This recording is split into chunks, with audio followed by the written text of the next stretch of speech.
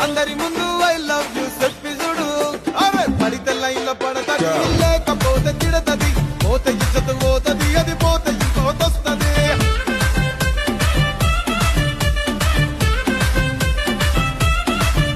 ఏ నల్ల కన్న అద్దాలు తొడిగిన పోరి అరే పడితే లైన్ లో పడతది లేకపోతే తిడతది పోతే ఇజ్జత్ పోతది అది పోతే ఇంకోతొస్తది